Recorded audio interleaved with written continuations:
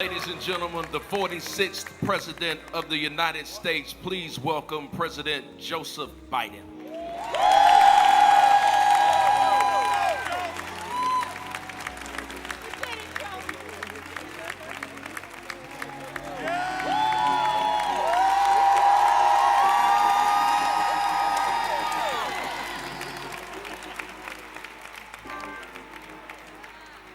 Thank you. I think that clock is broken. I'll try to keep this under 2 minutes. The Jackson family, I know we're celebrating a life, but it's a life lost. Having lost a wife and a daughter and a son, it's cold out of the blue. It's not easy. No matter how much you loved them, no matter how close you were. So I just like to express my deep sense of, how can I say it, sympathy and understanding. But the big thing is he left you something that no one else could. He left you character, judgment, honesty. You can't kid yourselves about what's right and wrong.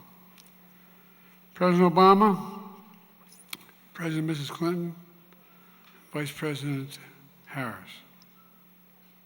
Jesse believed, the Bible tells us, that they that wait upon the Lord shall renew their strength. They shall mount up with wings as eagles. They shall run and not be weary. They shall walk and not grow faint. I hope the hell you all got that, because you're going to need help getting out of here.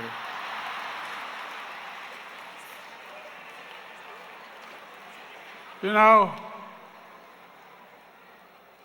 I come from Scranton, Pennsylvania initially, where the fact that I was an Irish Catholic wasn't a very positive thing to be. And then moved down to Wilmington, Delaware, which is segregated by law, and remained that way for much of my life. And you know, it's interesting that Jesse Jackson, before we knew Jesse Jackson, I was raised with the notion that that hope is all you really have. You can't give up hope. My dad used to say, when you get knocked down, Joey, just get up. Just get up. Well, I was a kid. I was a relatively good athlete, a pretty good student, but I stuttered to talk like that. Now, if I told you all earlier, when I was a kid, I had a cleft palate or a club foot, none of you would have laughed. But it's okay to laugh at stuttering. I'm not being critical of you, but think about it. It's the one place where people think you're stupid. Oh, really? I'm a hell of a lot smarter than most of you. But all kidding aside, it makes you feel really small. Makes you feel really small. And you know, when I moved from Wilmington to Claymont, Delaware, a working-class town, I was surprised. I remember being dropped off at the little Catholic school I went to, 3rd grade. And I watched this bus go by every day. And it passed, I was on the Philadelphia Pike connecting Wilmington and Philadelphia. And it passed the turn to the big high school, Claymont High School. And the little Catholic school I went to, Holy Rosie, was right on the corner. I remember saying to my mom, "Mom, why does that happen?" She said, "Well, black kids aren't allowed to go to school with white kids in Delaware." And, you know, the more I thought about that, I thought to myself, how can that be? How can that work? How can that be right? And so, as strange as it sounds, I got involved in being concerned about it. I didn't know a damn thing about the civil rights movement. I was going into 4th grade. But you know what's right and you know what's wrong and you feel it. You know, the fact of the matter is, a man of God and the people throughout the decade of friendship and partnership, I knew Jesse. We were both young. I'm only 83. Here's 80. I'll tell you laughing at. That's 40 times 2 plus. But all kidding aside, we came up through the same time. I knew Jesse, and history remembers him. I knew him was determined and tenacious. I knew him was underrated, undeterred, and unafraid. Not a joke. And more than most, Jesse was dedicated with every fiber in his being to redeeming the soul of America. The soul of America. You know, Jesse came up and I came up together as leaders in the Democratic Party. We had very different backgrounds, in some cases even different views, but never on race. Sometimes we went at toe-to-toe. We disagreed on some issues.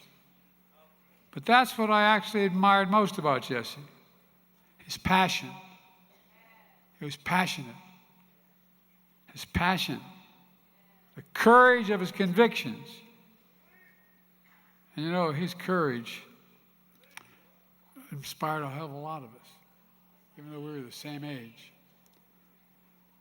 You know, with his captivating presence, his stirring words, he would be easy for history to mistake Jesse for a firebrand. I think they'd get it wrong. Jesse certainly created his fair share of good trouble. But through decades of service, Jesse's abiding message was one of unity. That's what he talked about. Through decades of service, Jesse's abiding message of unity moved people in the right direction. Above all, he always sought common ground. I remember telling Jesse that I knew a guy in South Africa that I was going to go see. His name is Nelson Mandela. And Jesse saying, how are you going to guys actually see him? By the way, you know, the continent of Africa is going to be the largest continent in the world in terms of population by the year 2050, the largest in the entire world.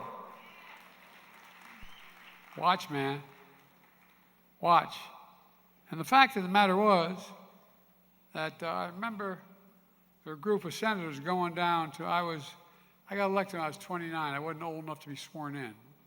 For real. Some people I wasn't bright enough to be sworn in. But the point was, I had to wait 17 days before I could be eligible to be sworn in as a United States Senator. One of the benefits that had was I wasn't going to leave the Senate. I wasn't going to be sworn in because I got a phone call on December 18th before we would get sworn in January that my wife and daughter had just been killed and my 2 boys were going to die. So I decided what I was going to do. There was an accident. There was a Christmas shop, a tractor trailer hit them. So I decided I wasn't going to go to the Senate. And often pointed out to me, I said, you know, my kids can, the state of Delaware can always get another senator. We had a Democratic governor. And, but they can't, my kids can't get another father. But because of a couple of people, starting with Teddy Kennedy and a guy named Fritz Hollins from South Carolina, where Jesse was from, and a few others after Hubert Humphrey and others, they put their arm around me and they said, look, just stay for 10 months and then go. Because they knew I was going to be leaving, as Hillary can tell you, and all 3 of them can tell you, is that when you're a freshman, you don't get on the good committees. Committees everybody wants to get on are Appropriations, Finance, Judiciary, and Foreign Relations. So to keep me down there, they put me on 2 really important committees. The Judiciary Committee, which allowed me to appoint the first black justice to the Supreme Court. But, and the Foreign Relations Committee. The real benefit of that was, I've been around so damn long,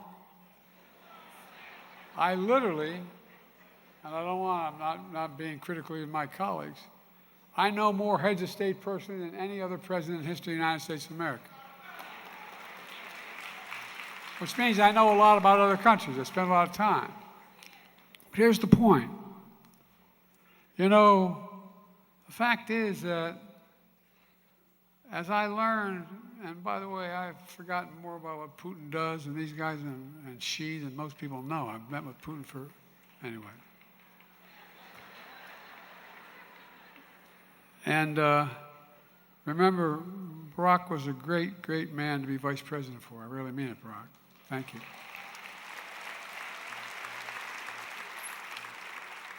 Barack and I had a deal where we'd talk with each other every morning we'd be the first two people we talked to. And every night we'd be the last two people we talked to. And Barack would be asking me a question or something. I'd say, well, you know, it's all personal relations. He'd go, I know, Joe, enough about all personal relations. But the fact of the matter is, that's why he was such a damn good president. And the whole point of what I'm trying to get at here is that, you know, Jesse did it really well. You got to know people. You got to understand what's on their mind. You got to kind of speak to them. You got to be able to talk to them. And above all, Jesse always sought common ground. Of course, he preached hope because, folks, despite all he endured growing up, despite the pain and disappointment he experienced, Jesse was an optimist at his core. No matter what you say, at his core, he was an optimist. I don't know if it was born out of religious beliefs. I don't know if it was born out of how it arrived, but it arrived in people in different ways. But it mattered a lot. It mattered a lot. He kept the faith with the American people. Every time I moved after I moved from Scranton, we'd go up there and spend the summers up there. Every time I leave my grandpa Ambrose Finnegan's home, he was an All-American football player at Santa Clara when Irish Catholics weren't very much in vogue and kept in the mines up there, as Hillary knows that state well. And every time I leave the house, he yelled, "Joey, keep the faith." And my grandmother will know, "Joey, spread it." Well, folks, I had the opportunity to come up in politics at a time with people like Jesse around, and Jesse in particular, where he talked about hope. He talked about hope. He believed in his bones in the promise of America. We're all created equal in the image of God. And we hear this all the time, but I wonder how many people really believe it. He believed everybody deserved to be treated with equally and throughout their lives. And while we've never fully lived up to the promise, I don't think things would have been the same had Jesse not been around, because Jesse decided that his life was ensuring that we never fully walk away from it either. Because there's bad times like now. We're in a tough spot, folks. We got an administration that doesn't share any of the values that we have. And I don't think I'm exaggerating a little bit. So, he knew who we were at our best, and he simply refused to let us off the hook as a party, as a nation, or as individuals. And time and again, through triumph and turmoil, with relentless insistence on what is right and just, he helped lead us closer to fulfilling our nation's promise of restoring the nation's soul. He used his gifts to influence generations of Americans, and countless elected officials, including presidents, as you see here today. And though through his impassioned words on the campaign trail and through moments of quiet courage, Jesse changed history in ways numerous and profound. In fact, I want to thank the Jackson family again because you don't do it without family. My dad used to have an expression, Miss Jackson. Say, family is the beginning, the middle, and the end. It's all family. And Rainbow Push Coalition, you know, the family, you're just incredible. But I promise you, as much as we're celebrating here, when you leave here, you're still going to go home and you're going to feel a little hole in your heart. He's gone. He's gone. But only I can tell you from experience of losing so many people in my family, the day will come when his memory brings a smile to your lips before it brings a tear to your eye. It will come. It will come. And my prayer for you is it'll be sooner than later. Look, you know, at the Legion of Americans, I know there are many who counted Jesse as a mentor, a friend, a hero. Let us be what Jesse called us to be. A margin of hope. Sometimes just a margin. You change people's lives, you change community lives. Lift up this country and light the path to be a nation Jesse always believed we could be. You know, 3 years ago this week, Jesse and I came together once again on the Edmund Pettus Bridge. Walk across that bridge. When you stand there, you come from a state like Delaware, you understand what's on the other side when they're waiting there. Thugs on horses waiting to beat the living hell out of you. Well, let me tell you something. We reenacted that a number of times. This time, Jesse's in a wheelchair. But he's not deterred. His faith renewed his strength. And with faith, he didn't grow weary and didn't let us grow weary. No, he really didn't. I know it sounds strange, but he didn't.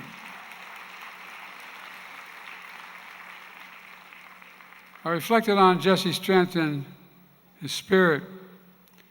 Let me close with sharing a hymn that means a lot to the Biden family. Particularly meant a lot to my son, Bo. Bo's a wonderful guy. He should be standing here, not me. Bo was the Attorney General of the state of Delaware, a really decent guy, loved by everyone in the community. Volunteered to go to Iraq, rather than go to Iraq when it was all National Guard. And he died there because he was exposed to those burn pits. Well, you know, this quote meant a lot. It's, and he will raise you up on eagle's wings and bear you on the breath of dawn. And let this light shine upon you like the sun until next time he sees you, he'll hold you in the palm of his hand. My prayer for everyone here, and I'm cutting my speech very short because I'm afraid I'll be attacked.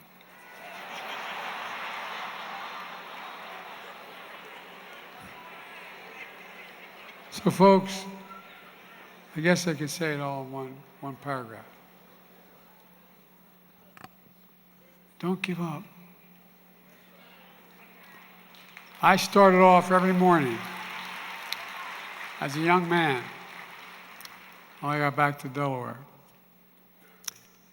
Every morning, because I got involved in my community, I quit my job with one of the biggest law firms in Delaware, became a public defender. And I spent a lot of time with the community. I was the only white guy who worked on the east side of Wilmington, Delaware. Matter of fact, they named the biggest swimming pool after me, the Biden swimming pool, man. But all kidding aside, I was one of only 13 lifeguards. I was the only white guy. Because I wanted to understand. I thought I knew the issues, but I didn't understand the individuals, persons. I remember I had a little Chevette, member of an all-state halfback I played with. And he said, Joe, you have a jerry can? You know, a big 5-gallon. He said, can I borrow your car? I said, you got a car? Sure, you borrow. What do you need a jerry can for? He said, you dumb SOB. I'm going down to see my mother in North Carolina. I can't stop at a gas station. I can't stop at a gas station. The point I'm making is, the more we know one another, the more we understand what we're going through. There's enough decency and human nature in this country to reach out, to help. You know, Jesse kept hope alive for us in his lifetime. And we've got to continue to do it in our lifetime for our children, because there's nothing beyond our capacity when we work together. Nothing, nothing, nothing. So stand up and finish this job.